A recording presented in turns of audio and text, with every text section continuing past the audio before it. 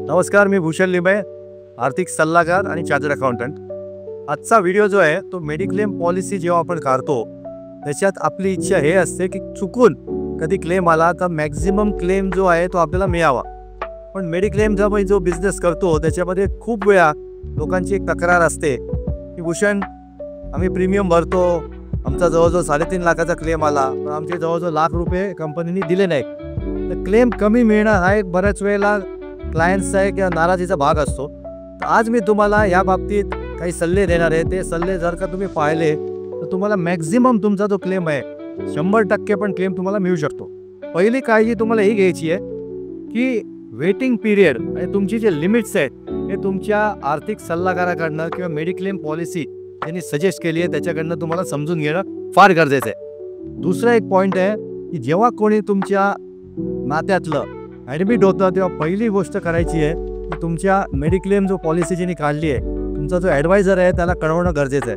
24 तासामध्ये ज्या इन्शुरन्स कंपनीमध्ये तुम्ही पॉलिसी काढली आहे त्यांना इंटिमेट करणं फार गरजेचं आहे। तिसरं सगळ्यात इम्पॉर्टंट हे आहे की आपल्याला जेव्हा आपण पॉलिसी काढतो तेव्हा तुमचा जो मेडिक्लेमचा सल्लागार आहे त्याला जेवढे तुमचे आजार आहेत, जे तुम्ही औषधं घेत आहेत, म्हणजे कंप्लीट डिस्क्लोज करणं, तुमची हेल्थची डिस्क्लोजर 100% करणं फार गरजेचं आहे। जेवढं तुम्ही डिस्क्लोज कराल त्याने एकच होऊ शकतं की काही गोष्टी आज जे आजार आहेत ते तुमचे काही पिरियडसाठी 2 वर्ष किंवा 3 वर्ष डिफर होऊ शकतात। त्याच्यानंतर तुम्हाला ते आजाराचे एक सगळे 100% पैसे मिळणार आहेत। पण जर का तुम्ही काही तुमचा आजार लपवला तर क्लेम टोटली रिजेक्ट होण्याची शक्यता असते। दुसरं सगळ्यात इम्पॉर्टंट आहे की प्रत्येक कंपनीची एक लिस्ट असते नेटवर्क हॉस्पिटल्सची। मी तुम्हाला सजेस्ट करतो की त्या नेटवर्क हॉस्पिटलमध्येच तुम्ही ॲडमिट व्हा। कारण नेटवर्क हॉस्पिटलमध्ये तुम्ही ॲडमिट झालात तर तुमचा क्लेम कॅशलेस जरी आहे तुम्हाला 100% मिळू शकतो। चुकून समजा तुम्ही नेटवर्क हॉस्पिटलमध्ये ॲडमिट नाही झालात, तुम्ही अशा हॉस्पिटलमध्ये ॲडमिट झालात जे नेटवर्कमध्ये नाही आहेत, तर तुम्हाला इनिशियली सगळे पैसे भरावे लागतात। त्याच्यानंतर तुम्हाला क्लेमचा फॉर्म सबमिट करावा लागतो आणि अशा केसमध्ये 30 ते 40% तुमचा क्लेम कमी मिळायची शक्यता असते। त्यामुळे जर का तुम्ही नेटवर्क हॉस्पिटलमध्ये ॲडमिट झालात तर कॅशलेसची पण फॅसिलिटी असते, खिशातनं पैसे पण घालावे लागत नाहीत आणि मॅक्झिमम 90 ते 100% तुम्हाला क्लेम मिळू शकतो। सगळ्यात इम्पॉर्टंट अजून एक गोष्ट आहे की जेव्हा तुम्ही ॲडमिट होता तेव्हा डॉक्टरचा, तुमचा जो फॅमिली डॉक्टर आहे त्याच्या ॲडवाईसवरतीच ॲडमिट व्हा।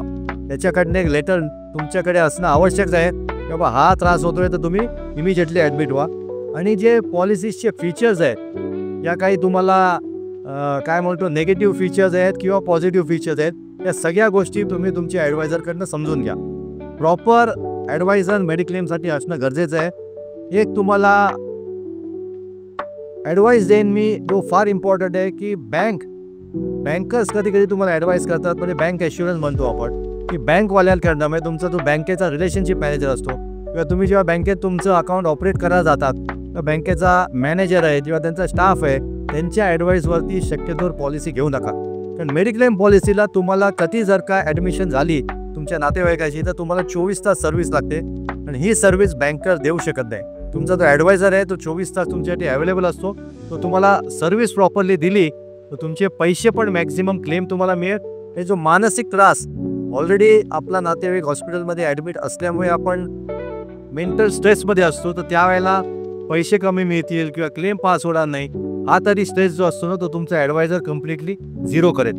तर फायनान्शियल ॲडवायझर तुमचा असणं मेडिक्लेम पॉलिसी घेताना फार गरजेचं आहे। या जर का तुम्ही सगळ्या काळजी घेतल्यात पॉलिसी घ्यायच्या आधी तर मला वाटत नाही की मेडिक्लेमच्या क्लेममध्ये तुम्हाला काही प्रॉब्लेम येऊ शकतो। So thank you.